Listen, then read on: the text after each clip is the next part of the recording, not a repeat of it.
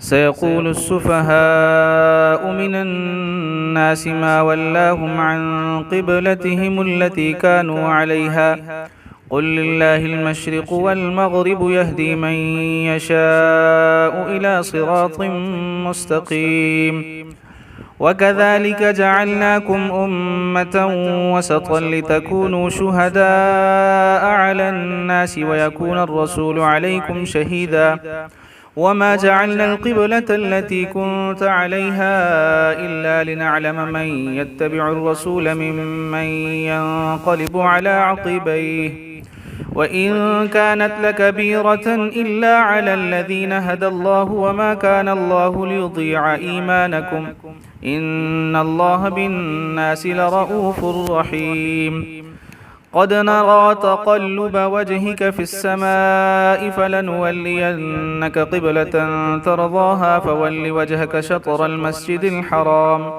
وحيث ما كنتم فولوا وجوهكم شطره وإن الذين أوتوا الكتاب ليعلمون أنه الحق من ربهم وما الله بغافل عما يعملون ولئن أتيت الذين أوتوا الكتاب بكل آية ما تبعوا قبلتك وما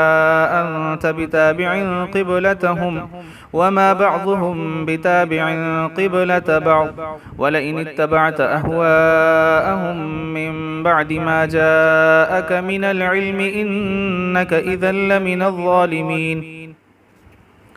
الذين آتيناهم الكتاب يعرفونه كما يعرفون أبناءهم وإن فريقا منهم ليكتمون الحق وهم يعلمون الحق من ربك فلا تكونن من الممترين ولكل وجهة هو موليها فاستبقوا الخيرات أينما تكونوا يأتي بكم الله جميعا إن الله على كل شيء قدير ومن حيث خرجت فول وجهك شطر المسجد الحرام وإنه للحق من ربك وما الله بغافل عما تعملون ومن حيث خرجت فول وجهك شطر المسجد الحرام وحيث ما كنتم فولوا وجوهكم شطره لئلا يكون للناس عليكم حجة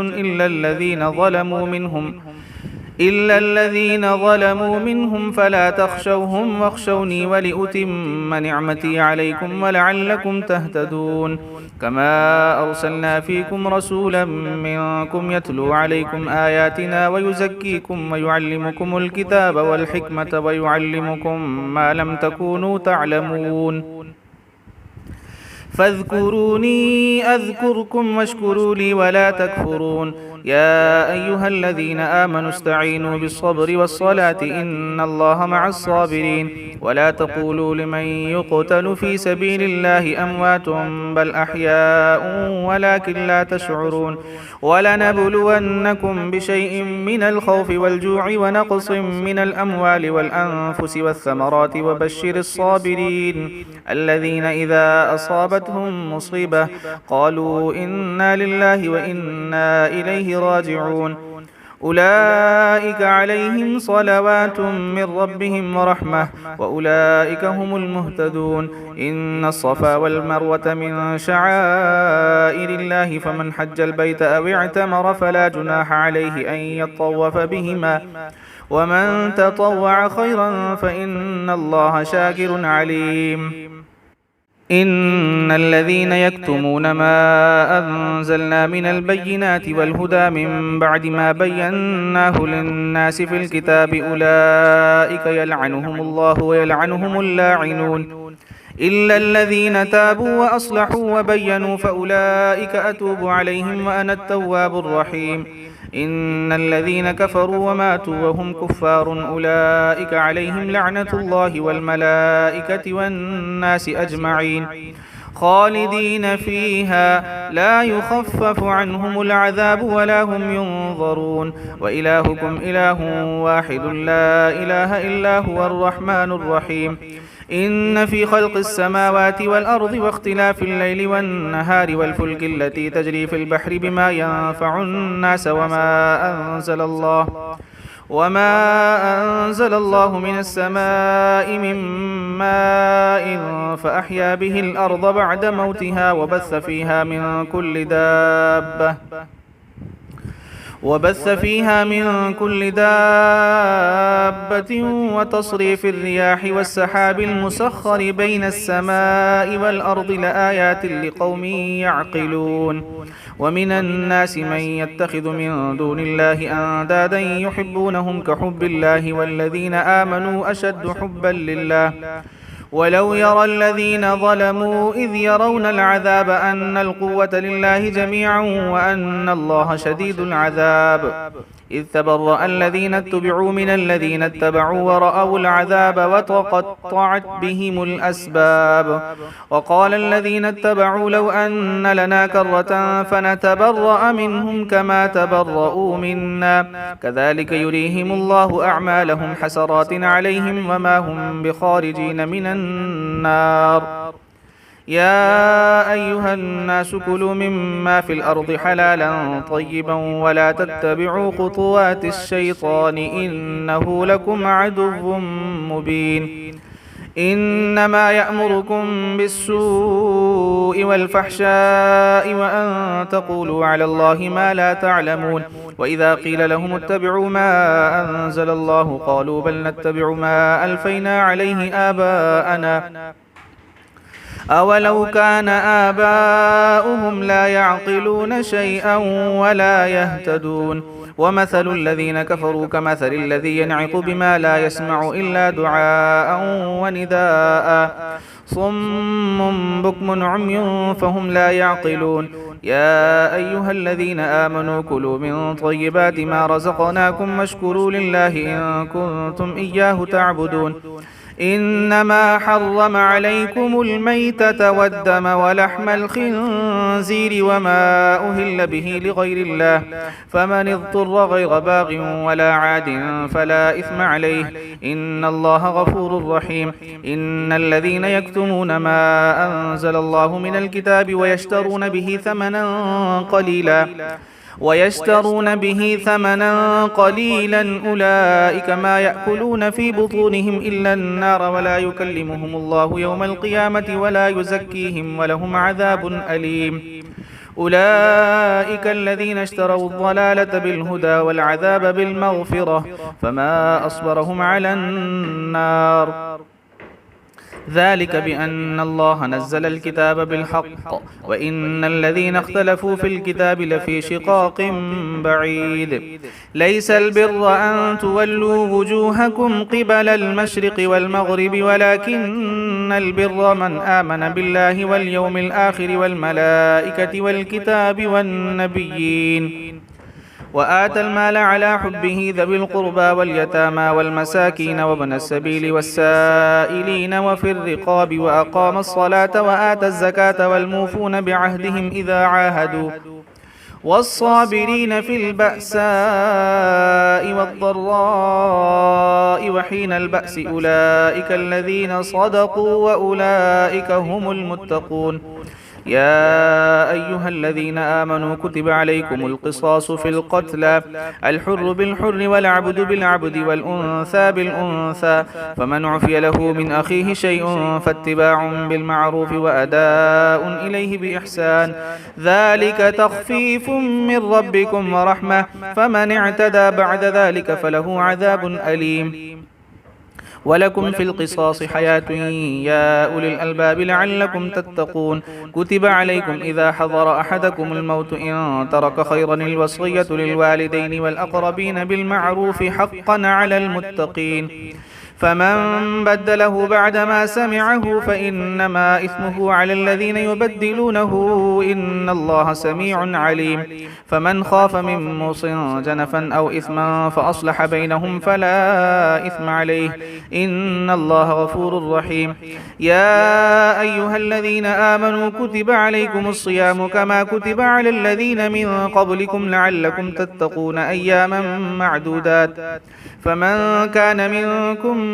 مريضا أو على سفر فعدة من أيام أخر وعلى الذين يطيقونه فدية طعام مسكين فمن تطوع خيرا فهو خير له وأن تصوموا خير لكم إن كنتم تعلمون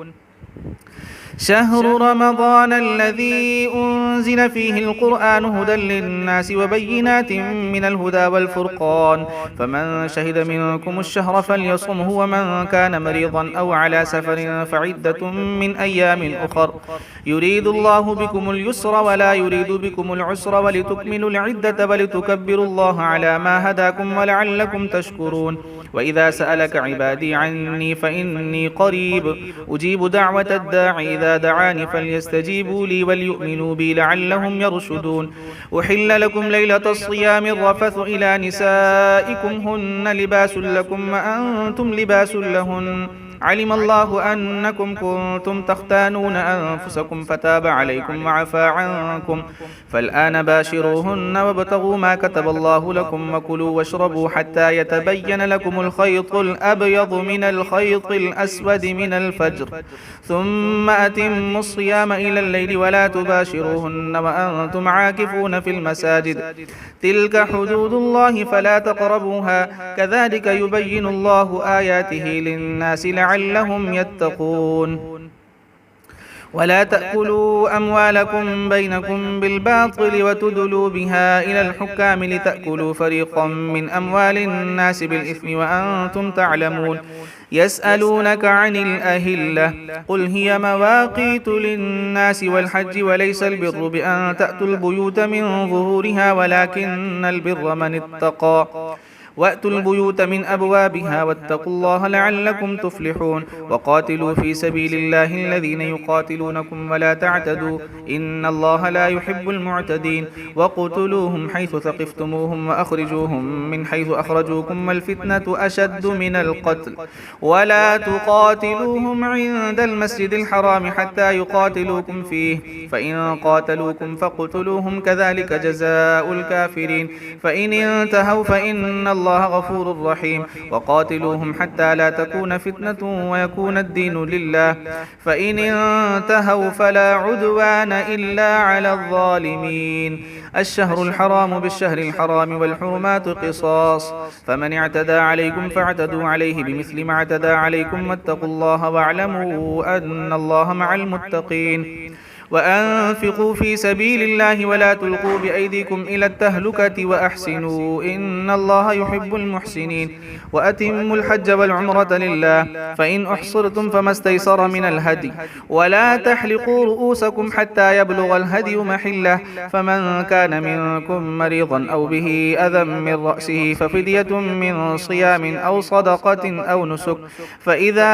أمنتم فمن تمتع بالعمرة إلى الحج فما استيسر من الهدي فمن لم يجد فصيام 3 أيام في الحج و7 إذا رجعتم تلك 10 كاملة ذلك لمن لم يكن أهله حاضر المسجد الحرام واتقوا الله واعلموا أن الله شديد العقاب الحج أشهر معلومات فمن فرض فيهن الحج فلا رفث ولا فسوق ولا جدال في الحج وما تفعلوا من خير يعلمه الله وتزودوا فإن خير الزاد التقوى واتقون يا أولي الألباب ليس عليكم جناح أن تبتغوا فضلا من ربكم فإذا أفضتم من عرفات فاذكروا الله عند المشعر الحرام واذكروه كما هداكم وإن كنتم من قبله لمن الضالين ثم أفيضوا من حيث أفاض الناس واستغفروا الله إن الله غفور رحيم فإذا قضيتم مناسككم فاذكروا الله كذكركم آباءكم أو أشد ذكرا فمن الناس من يقول ربنا آتنا في الدنيا وما له في الآخرة من خلاق ومنهم من يقول ربنا آتنا في الدنيا حسنة وفي الآخرة حسنة وقنا عذاب النار أولئك لهم نصيب مما كسبوا والله سريع الحساب واذكروا الله في أيام معدودات فمن تعجل في يومين فلا إثم عليه ومن تأخر فلا إثم عليه لمن اتقى واتقوا الله واعلموا أنكم إليه تحشرون ومن الناس من يعجبك قوله في الحياة الدنيا ويشهد الله على ما في قلبه وهو ألد الخصام وإذا تولى سعى في الأرض ليفسد فيها ويهلك الحرث والنسل والله لا يحب الفساد وإذا قيل له اتق الله أخذته العزة بالإثم فحسبه جهنم ولبئس المهاد ومن الناس من يشري نفسه ابتغاء مرضات الله والله رؤوف بالعباد يا أيها الذين آمنوا ادخلوا في السلم كافة ولا تتبعوا خطوات الشيطان إنه لكم عدو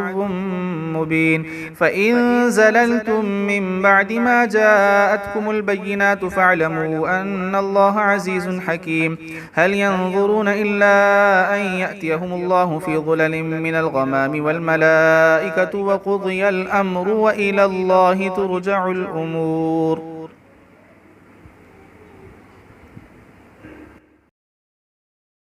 سل بني إسرائيل كم آتيناهم من آية بينة ومن يبدل نعمة الله من بعد ما جاءته فإن الله شديد العقاب زين للذين كفروا الحياة الدنيا ويسخرون من الذين آمنوا والذين اتقوا فوقهم يوم القيامة والله يرزق من يشاء بغير حساب كان الناس أمة واحدة فبعث الله النبيين مبشرين ومنذرين وأنزل معهم الكتاب بالحق ليحكم بين الناس فيما اختلفوا فيه وما اختلف فيه إلا الذين أوتوه من بعد ما جاءتهم البينات بغيا بينهم فهدى الله الذين آمنوا لما اختلفوا فيه من الحق بإذنه والله يهدي من يشاء إلى صراط مستقيم أم حسبتم أن تدخلوا الجنة ولما يأتكم مثل الذين خلوا من قبلكم مستهم البأساء والضراء وزلزلوا حتى يقول الرسول والذين آمنوا معه متى نصر الله ألا إن نصر الله قريب يسألونك ماذا ينفقون قل ما أنفقتم من خير فللوالدين والأقربين واليتامى والمساكين وابن السبيل وما تفعلوا من خير فإن الله به عليم كتب عليكم القتال وهو كره لكم وعسى أن تكرهوا شيئا وهو خير لكم وعسى أن تحبوا شيئا وهو شر لكم والله يعلم وأنتم لا تعلمون يسألونك عن الشهر الحرام قتال فيه قل قتال فيه كبير وصد عن سبيل الله وكفر به والمسجد الحرام وإخراج أهله منه أكبر عند الله والفتنة أكبر من القتل ولا يزالون يقاتلونكم حتى يردوكم عن دينكم إن استطاعوا ومن يرتدد منكم عن دينه فيمت وهو كافر فأولئك حبطت أعمالهم في الدنيا والآخرة وأولئك أصحاب النار هم فيها خالدون إن الذين آمنوا والذين هاجروا وجاهدوا في سبيل الله أولئك يرجون رحمة الله والله غفور رحيم يسألونك عن الخمر والميسر قل فيهما إثم كبير ومنافع للناس وإثمهما أكبر من نفعهما ويسألونك ماذا ينفقون قل العفو وكذلك يبين الله لكم الآيات لعلكم تتفكرون في الدنيا والآخرة ويسألونك عن اليتامى قل إصلاح لهم خير وإن تخالطوهم فإخوانكم والله يعلم المفسد من المصلح ولو شاء الله لأعنتكم إن الله عزيز حكيم ولا تنكحوا المشركات حتى يؤمن والأمة مؤمنة خير من مشركة ولو أعجبتكم ولا تنكحوا المشركين حتى يؤمنوا ولعبد مؤمن خير من مشرك ولو أعجبكم أولئك يدعون إلى النار والله يدعو إلى الجنة والمغفرة بإذنه ويبين آياته للناس لعلهم يتذكرون ويسألونك عن المحيض قل هو أذى فاعتزلوا النساء في المحيض ولا تقربوهن حتى يطهرن فإذا تطهرن فأتوهن من حيث أمركم الله إن الله يحب التوابين ويحب المتطهرين. نساؤكم حرث لكم فأتوا حرثكم أنى شئتم وقدموا لأنفسكم واتقوا الله واعلموا أنكم ملاقوه وبشر المؤمنين. ولا تجعلوا الله عرضة لأيمانكم أن تبروا وتتقوا وتصلحوا بين الناس والله سميع عليم. لا يؤاخذكم الله باللغو في أيمانكم ولكن يؤاخذكم بما كسبت قلوبكم والله غفور حليم. للذين يؤلون من نسائهم تربص 4 أشهر فإن فاءوا فإن الله غفور رحيم. وإن عزموا الطلاق فإن الله سميع عليم. والمطلقات يتربصن بأنفسهن 3 قروء ولا يحل لهن أن يكتمن ما خلق الله في أرحامهن إن كن يؤمن بالله واليوم الآخر وبعولتهن أحق بردهن في ذلك إن أرادوا إصلاحا ولهن مثل الذي عليهن بالمعروف وللرجال عليهن درجة والله عزيز.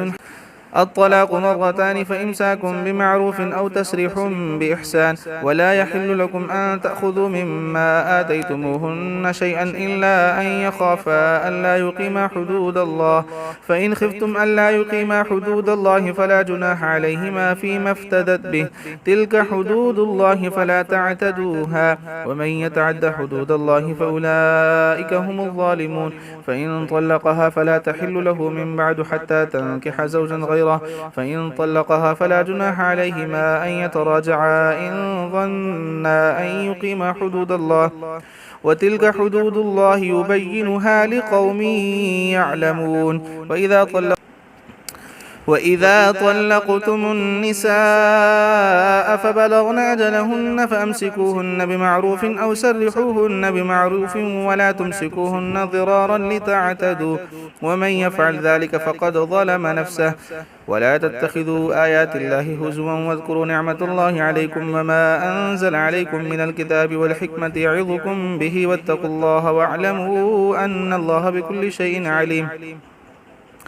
وإذا طلقتم النساء فبلغن أجلهن فلا تعضلوهن أن ينكحن أزواجهن إذا تراضوا بينهم بالمعروف ذلك يوعظ به من كان منكم يؤمن بالله واليوم الآخر ذلكم أزكى لكم وأطهر والله يعلم وأنتم لا تعلمون. والوالدات يرضعن أولادهن حولين كاملين لمن أراد أن يتم الرضاعة وعلى المولود له رزقهن وكسوتهن بالمعروف لا تكلف نفس إلا وسعها لا تضار والدة بولدها ولا مولود له بولده وعلى الوارث مثل ذلك